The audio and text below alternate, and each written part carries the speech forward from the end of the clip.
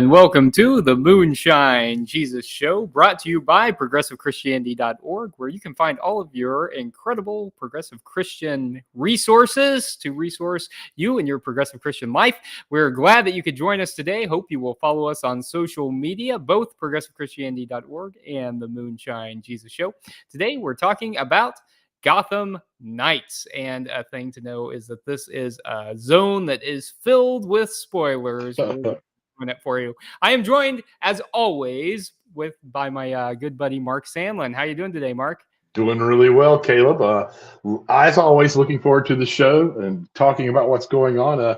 It's interesting. I've peeked at a few reviews of the show and some rankings of the show, so this could be a really interesting conversation. I think it could be. And if we're gonna have an interesting conversation, yes, we've got to start off with some interesting drinks. And you've always got an interesting drink ready to go, Mark. So what are you drinking today? I try to. Well, today we're talking about Gotham Knights, and so I wanted something that was sort of Gotham themed. So I'm going with a cocktail called the Dark Nightcap, and it is blended Scotch, Averna, club soda, and bitters.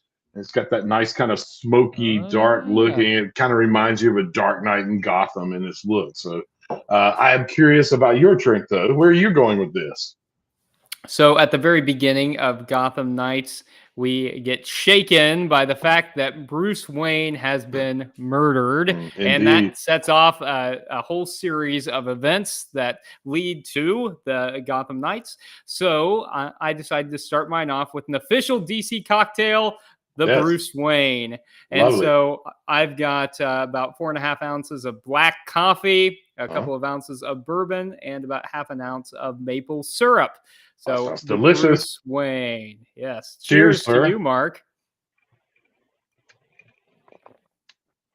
Not bad at all. How about yours? Yeah, mine's very delicious. Delicious. Excellent. It's going to make for a great show. It will. Let's have a couple more sips, listen to the drop, and let's geek out a little bit about Gotham Knights. Moonshine Jesus. Moonshine Jesus. Moonshine Jesus. Moonshine Jesus, won't you shine?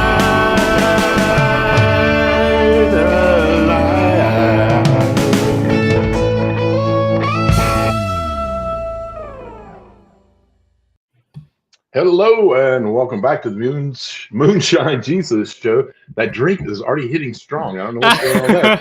After just 3 sips, this is going to be a great show. Welcome back to the Moonshine Jesus Show. You're joining us for our Geek Out section. This is where we kind of catch you up on the show we're talking about and then just kind of let our geek flags fly and have a good time talking about it. So for those who may not be familiar with Gotham Knights is a murder mystery teen soap with the superhero setting on the CW.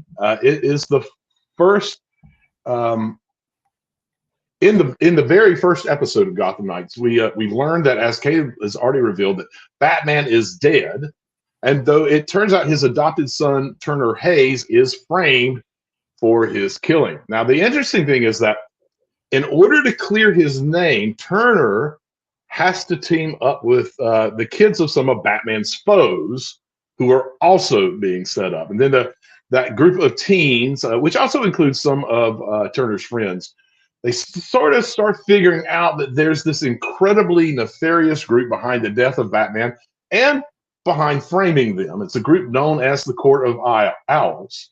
And ultimately, the sort of mismatched team of fugitives have to band together, and they become the city's next generation of saviors, known as, of course, the Gotham Knights. So, Caleb, we introduced this last week as the show we were going to watch. Had you thought of or known anything about this before we decided that it would be the show that we were going to watch? So the only thing that I knew about it, I hadn't watched this yet, although I have watched a lot of the CW superhero shows, Yeah. was the promotional images that were released that showed Bruce Wayne lying dead on the pavement with a Batman mask and in Right. a suit. And so the initial reactions to that were not great. And people were real disappointed with seeing Yeah. that image, and so that's all I had heard about the show. It's based though on a comic book, isn't it, Mark? And I didn't read It the is. comic book, but I know that you keep up to date with all of that stuff. Did you read the comic book? I'm aware of the comic book. Didn't really read it closely, but I do know that they do a lot of new. This doesn't really match up very well with the comic book. There's also a video game of the same name with somewhat of a similar concept. They do a lot of new things in this particular one. Turner isn't in any of those, so he's a completely new character. Right. And so it's kind of interesting. I'm just curious though. So you kind of knew that there was some negative reaction, and so then you started watching. What's just your general take on the show and what they're doing and the characters that are in it? Did it match up to your expectations? And what were your expectations? Yeah, so I try not to look at too many reviews ahead of time. That way I can kind of form my own opinion before I see those. And I think this has something like an 18% fresh rating or something like that. It's really bad. And so my initial thoughts were I kind of like it. I dig that it's in the Batman universe. I like that that we're exploring some new characters who haven't been overdone, characters we haven't seen before. I think is kind of fun because a lot of the superheroes get kind of overplayed. I think in some ways we're kind of starting to experience as a society some superhero fatigue because we've seen a lot of media created in recent years. So I was interested in it.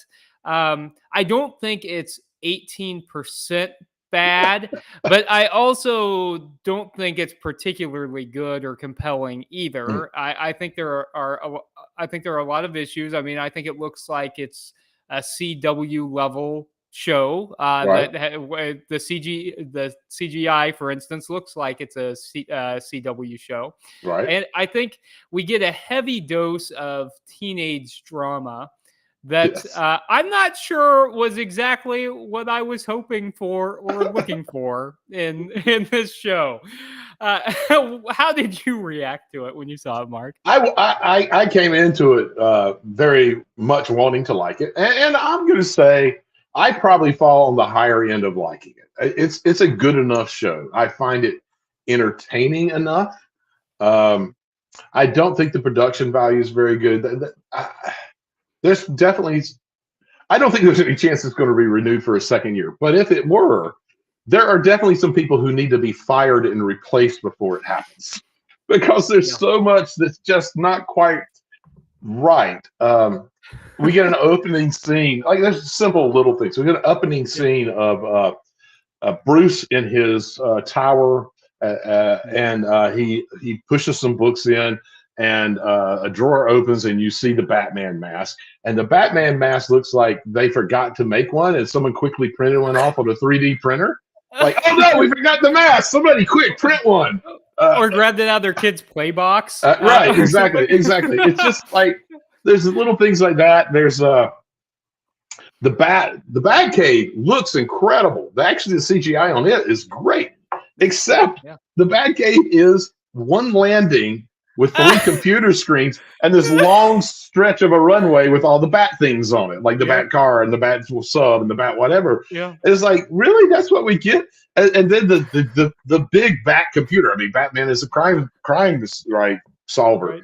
The Bat computer is literally 3 monitors and no computer and no cords going anywhere to plug them in or to connect to an off-site. I don't know. It's just so many little things that get missed. And then some of the dialogue is just like the scene.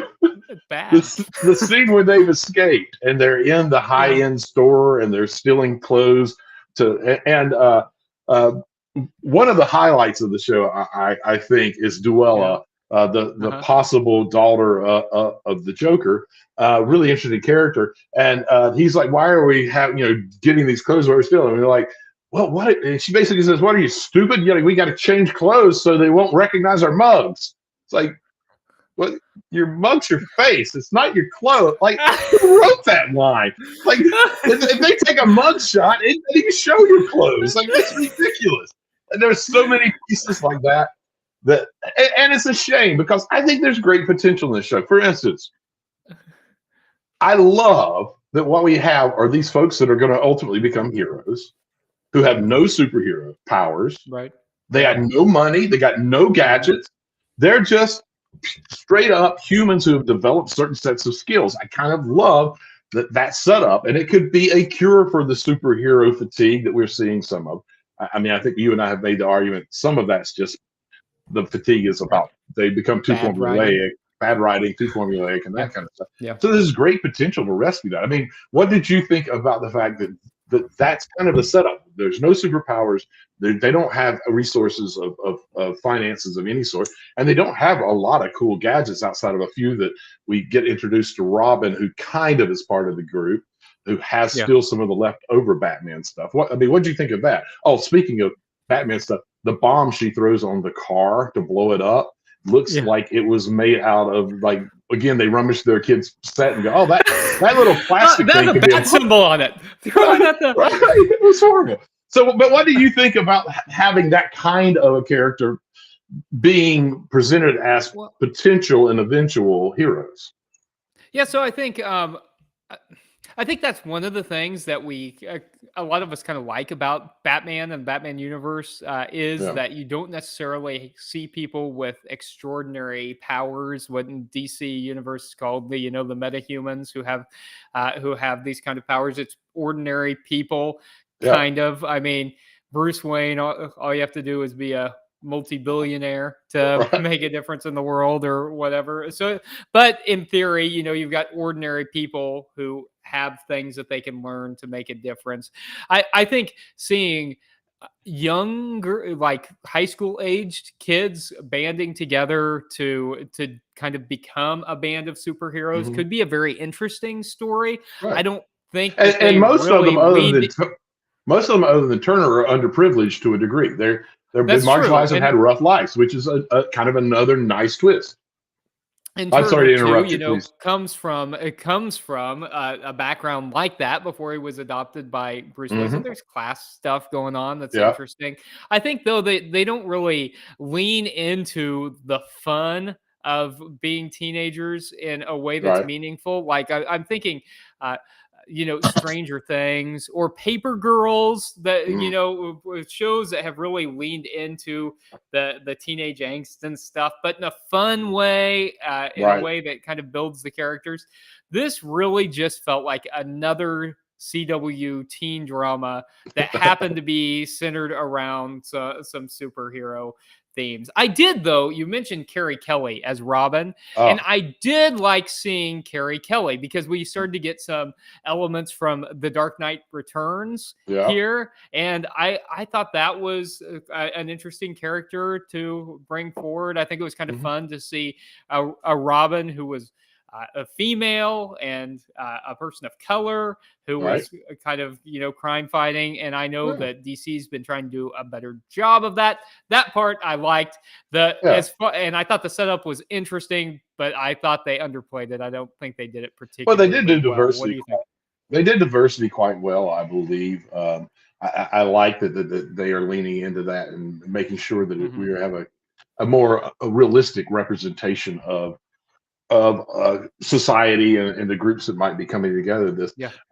And I agree. They do lead real heavy into the sort of the teen soap, CW teen soap in this, and I don't think that that's really necessary. I don't know why they chose that.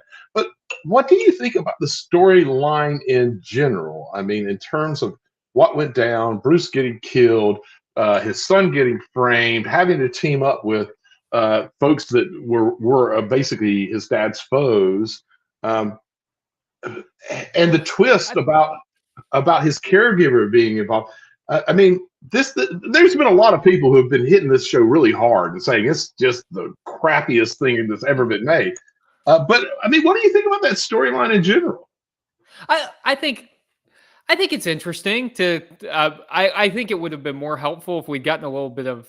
I don't know if we'd gotten to see them interact in some way before they found each other, or if there had been some kind of a setup for the show. If in the pilot we had seen Batman, I go against the Batman and Turner in some way, or Bruce Wayne and Turner go against Joker and Duella, or something, or we'd seen the Quizmaster in some way.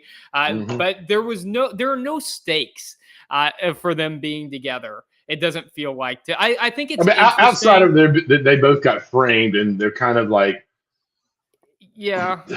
They're allies of circumstance, kind of thing. Yeah.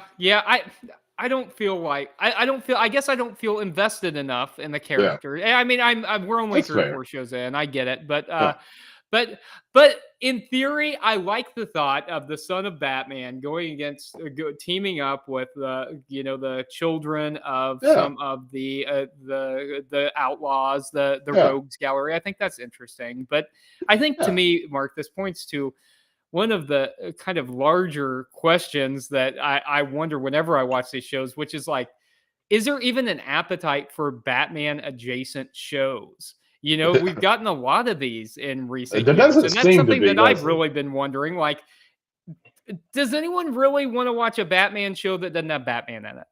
I think the problem. I mean, part of that's a great point, and there probably is less interest, and part of the problem is they work so hard to eliminate Batman as quickly as possible. This one we kill him off, and Batgirl, he's gone and he never interacts with them. And I think they would have more success if Batman was in a situation where he couldn't be there, and he's coaching them and encouraging them to protect the city, our city, and that kind of thing. But I also think that it's just no one's done it well yet. Outside of, I do think. As I remember, the last season of Batgirl, when they redid a lot of stuff, it did get pretty interesting. They had interesting characters. They were doing interesting things with it, but they had already gone so far into it with loser seasons that people just didn't care. One last question before we wrap this segment up. So ultimately, we learned basically the Court of Owls is kind of the big bad of the season. Yeah. Do you think that they're menacing, mysterious enough to really carry the show in a way that they can be the big bad for the entire season? Or do you think that maybe they aren't the big bad for the season, and because we're only 4 episodes in, do you think something else is going to happen? Is it sustainable in terms of the adversary they're up against? I think the Court of Owls are really interesting adversaries, and I think that if you play them right, then they can be kind of ominous, and they really can be a really good big bad, because when you talk about infiltrating different levels of government, I think that and just kind of an industry that's something that really could be very interesting. And in fact, I think Matt Reeves in the newest Batman that's going to come out, I think, is leaning into the Court of Owls. So that's a medium in which I expect that to be done very well. In terms of this, no, they're not super menacing. We've seen the Talon already come through and cut people's heads off and stuff, but I don't feel real. I like I like the Court of Owls going in, but no, I don't feel. I still don't feel super invested or super convinced that they're going to be very menacing. I do think they're going to be the big bad. Maybe it would be interesting if there were some other characters introduced, but I don't know. What do you think, Mark? Well, I think they had the potential of being very menacing until they showed up. They were just people like people standing around in like the setup for them and the history of them and the children's rhymes about them and the way they're controlling things. Like that's actually pretty damn menacing. But then they show up and they got these kind of interesting odd masks, and they basically just stand around in a circle and don't move. Like there's just nothing Like, Send in the okay, Talon. what's going on? Yeah, send in the Talon. And I think that there might possibly be another big bad that's going to show up. Maybe we even see him. I might just save that for our "Make Me Look Stupid" segment because we need to wrap this one Oh, up. So let's take a quick break, freshen our drinks up just a bit, and we'll come back and talk a little bit about the theological and political impact, things that you could carry away from this show, and our take on them. Moonshine Jesus. Moonshine Jesus. Moonshine Jesus. Moonshine Jesus, won't you shine a light?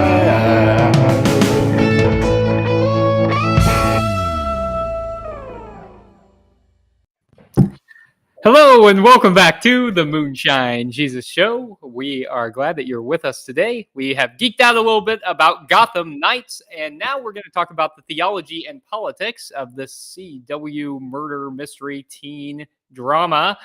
And Mark, we were just talking about the Court of Owls. Yes.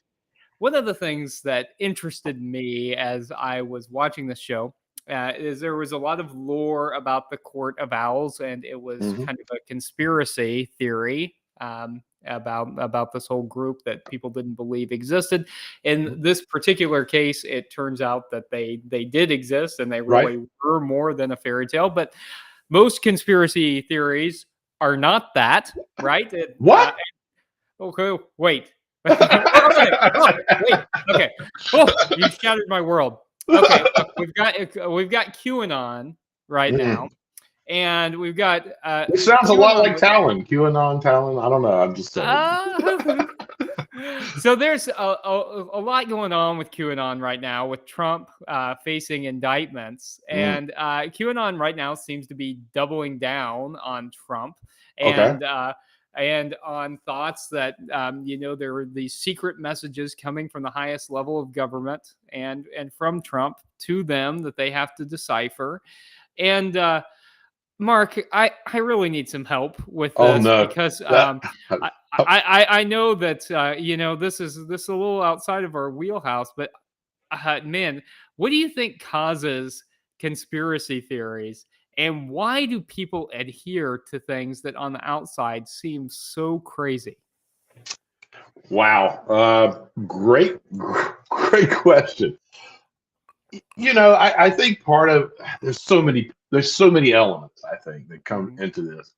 Some of it is just ignorance, and that conspiracy theories are easy in quote intelligence. Like, it's not real intelligence, but when you're just ignorant, and I'm not using ignorant in a pejorative term. I'm just saying when you're unaware and you don't have the information that you need to actually understand the situation. When someone comes along with an easy, simple solution, it is much easier. I mean, I think we've become intellectually lazy as a country, and I don't think that's unintentional. I think that the conservatives have worked really hard to set up a country that all but has to be intellectually lazy because they're not given the tools to understand how to be intellectually astute and sharp.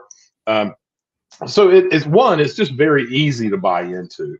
And two, there is something about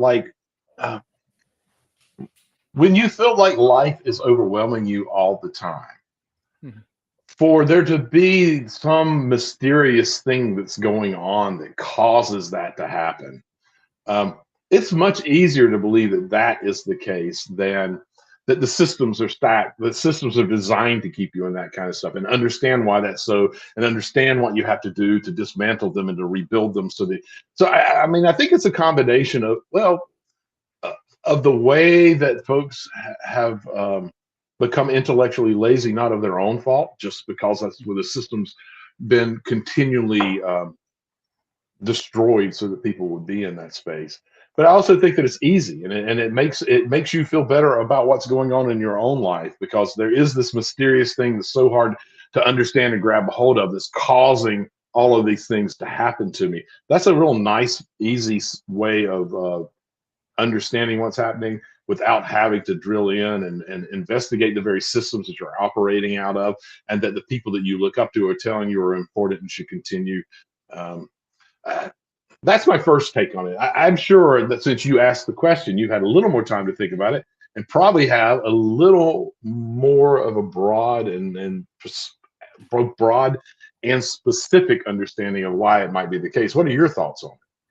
Well, I think, this is something that's interesting, that we've had conspiracy theories for a long time, but it's something that we've Absolutely. seen kind of ramped up. And I think in part it's because it's been enabled to some degree, or Absolutely. to a Yeah. big degree, by politicians and people who In- are in leadership of the country, Yeah. or who have massive influence.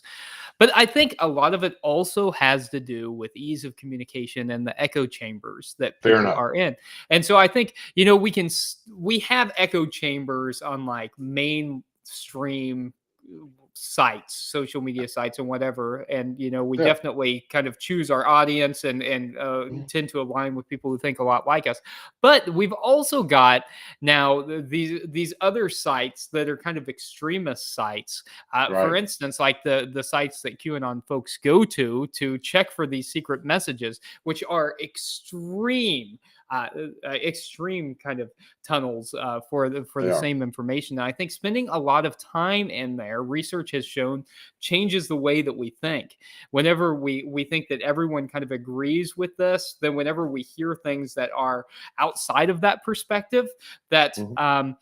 that really it is something that people can no longer Yeah. hear. And so it's scary kind of to see people go down a tunnel like that, especially as it often means excluding other people and being less accepting, and which is, I think, is something that we've seen. Yeah. And So social speaking of, media, yeah. I was just going to say, social media is actually designed to put us into echo chambers. Like they're going to show you the things that you're most likely to be interested in. Mm-hmm. So the algorithms that they use to what they're going to put in your feed are all designed frequently around making sure you hear from the people who are more like-minded. And I think Yeah. that's part of why we're seeing an ever increasing divide in our nation.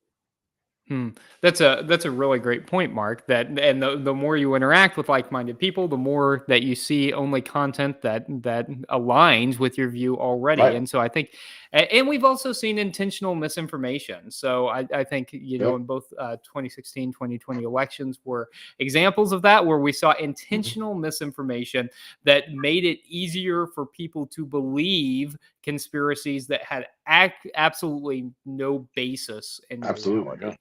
Yeah. So I think we see that play out in somewhat of an interesting way in the show.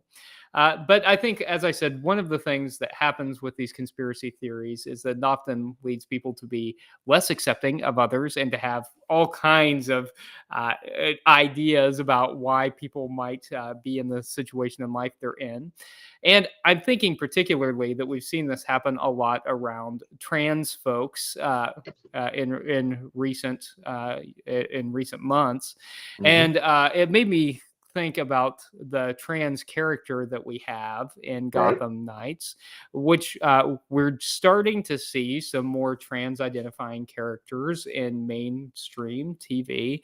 Yeah. Cullen Rowe is the character in this show, and so we have an interesting scene where Cullen is being interrogated, and Ford, who we find out is a dirty cop, Yeah. dead names Cullen, and Harvey Dent calls him out on it, saying, "Don't use his dead name." So as we're starting to see more trans characters, I was curious how you thought they handled this one. Did they do well in handling the trans character in the show? And a follow up with that. Mhm. If churches are doing a bad job, what could churches be doing to do better? So first Gotham Knights, then All right. churches. I think Gotham Knights. I like how they're handling the two different parts of this. The interrogation scene different. I like how they're handling it in Gotham Knights. This is a character who's just accepted as the person that they are and blends in perfectly well with the group. And it's just you're just another one of us, and we're all trying to figure this out together. I like the way they're handling that and not overly calling attention to the character that way, and then none of the other characters are like making a big deal about it. I like that a lot. The interrogation scene felt a little bit. I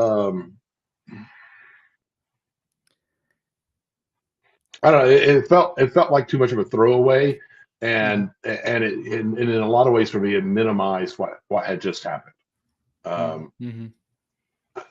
I almost feel like there was more dialogue written for that scene, and it got cut out and put on the floor. If you're going to be forward thinking enough to put in a trans character and to have a really healthy relationship between that character and all these other characters, and then you're going to begin that dialogue, but just make it so quick and flippant and aggressive, and then the defense is sort of okayish, but it's not much. I didn't like the way that scene played out, but I do like the fact that the character is in the show and how everyone else is interacting with him. I mean, what did you think? I liked that he was, and I'll get back to the church part. The church, yeah. I like that. I like that he was there, and I like that he's seen as just a member of the group. I like, as you said, that he's integrated. I felt like I feel like some of the conversation about his identity is forced because they're trying to make a larger commentary, and I feel like it doesn't really feel natural to the dialogue that's around it. I feel like the dead naming scene in particular, I think, was trying to make a commentary on how common this is and to try and help people understand it. I don't think it landed particularly well, but I do appreciate that that we've seen a trans character, and we're starting to see more diversity in the LGBTQ plus community represented in mainstream media. Yeah. Okay, so the churches. To get back to the churches, I mean, I think one of the key things that churches need to be doing, I mean, besides just obviously extending love and care and safe space to trans folk, I think one of the things that churches need to work really hard on and develop are renaming ceremonies, and to make that a central part of what they do as a community, and to embrace people in that way. I don't see a lot of work being done in that area in terms of liturgy, and I think that's an essential piece that really shows how much you value a person, and that you recognize who they really are, and that they are that person in this community and always will be, and that there is a lot of care and concern and acceptance of that. What are your thoughts on that? The fact that you brought forth renaming ceremony, I think, is really important, because those can be incredibly beautiful. We did one a couple of months ago for one of our teens who's grown up and spent their whole lives in the church and is identifying now as gender non-binary. And I think that having a renaming ceremony helps to show that person that the church is surrounding them with love, no matter who it is that they are feeling called to be, and that it helps the church recognize that this person is living in a different authenticity, a different way. And I think that's good. I think other things that churches can do is do simple things like put pronouns on name tags, ensure that we're asking people about their pronouns. I remember whenever we added pronouns to our name tags, people felt like that was a ridiculous thing to do. Like, well, why are you going to do that? And in that process, we found out that longtime members were people that we had been misgendering for years. And so it had an immediate impact, not only because there were new people who were coming and might identify in a way other than you might initially think, but also because we were misgendering people and we didn't even have the wherewithal to recognize it. And so I think little tiny things that actually put into practice the welcome that we say we exude is really important. So, man, there are actually a lot of interesting things that come from Gotham Knights, and I would love to delve into them deeper. But, you know, Mark, if we're going to get to our last segment, the Make Me Look Stupid segment, we're going to have to wrap this up. So why don't we take another couple sips of our drink as we listen to the drop, and let's come back and try and make each other look stupid.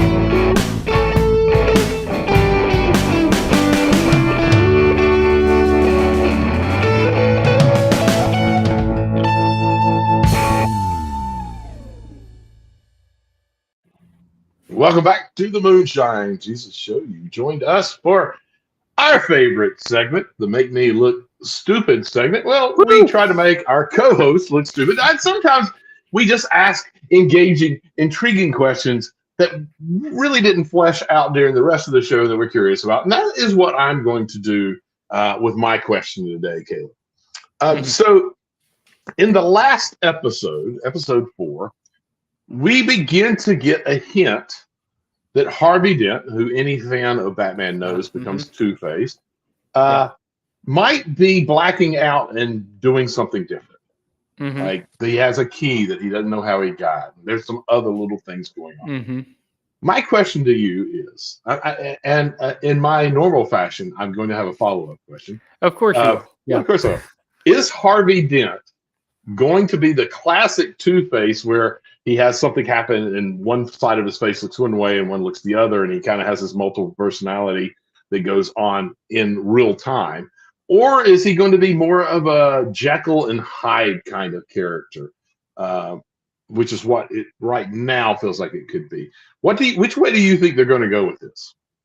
I think it's going to be both. If assuming they have the time to tell the story that they think they're going to tell, which I'm not quite convinced that they're going to, but I think the plan will be for him to kind of have this series where he's kind of a both and I think since they lean pretty heavy on elements of Dark Knight Returns, I think we're seeing some elements of The Long Halloween here too, where we see Harvey kind of develop this kind of the split personality kind of thing. So I think we're going to see that initially. And then I think the plan will be for him to have some kind of an incident where he has a break.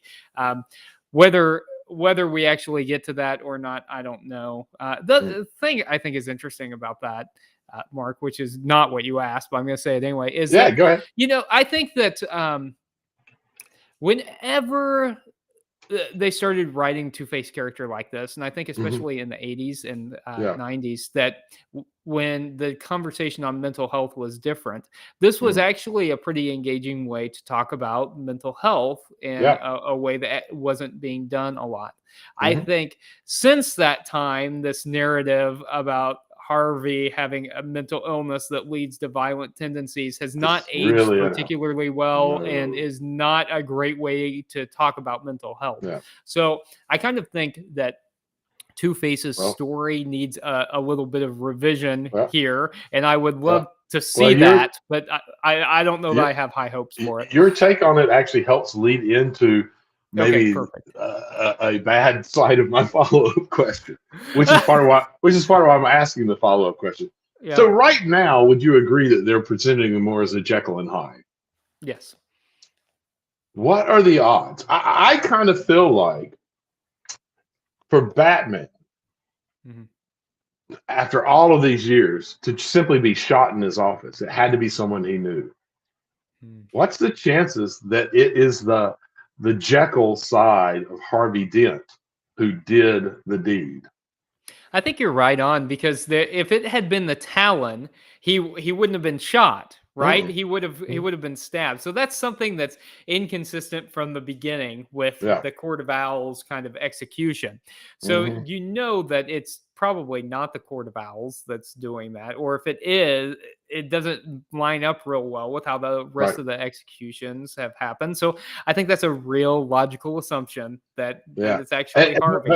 But again, it plays right into what you pointed out, is that that's going to be horrible that they do that, because it's basically saying that this person with a mental disorder, that it causes them to kill someone they actually care about, which I think, I hope it's starting to feel very much like that is the setup, because in storytelling, that's a great kind of like your closest friend who's the uncle to your adopted child.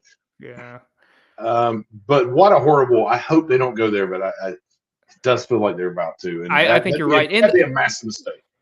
It would be, especially right now with the number of mass Hmm. shootings, right? Because we continue to see people Absolutely. deflecting to mental illness. Like Yeah.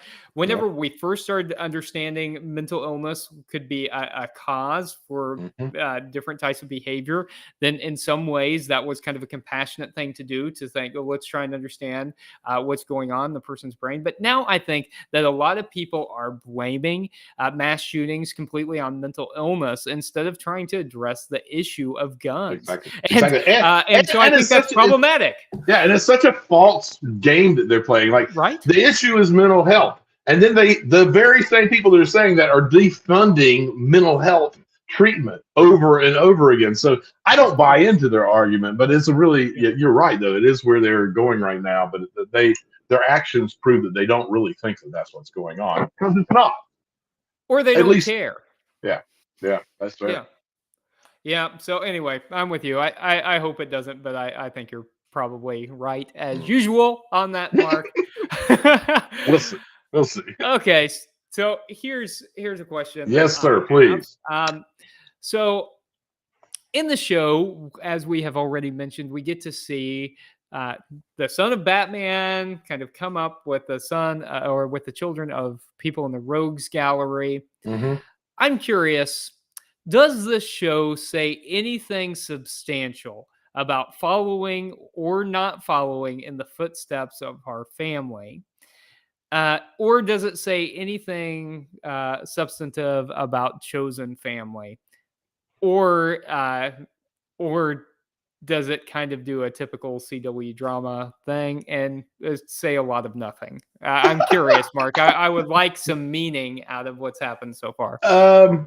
I don't necessarily think it says anything about following the footsteps of our parents because they're kind of splitting the difference of some of the folks, particularly the folks who are the foes, of, the children of the foes of Batman, were kind of going down a similar path to their parents. They were kind of doing nefarious things and that, and the only reason they're being good guys right now is because they're trying to clear their name, and Mhm. ultimately they're going to be defenders. So I don't know that they do a great job of trying to do that. But what I do think that they have the potential of doing, whether or not they're going to end up doing, is talking about, we just talked about earlier how this is a divided nation and how there's, Mhm.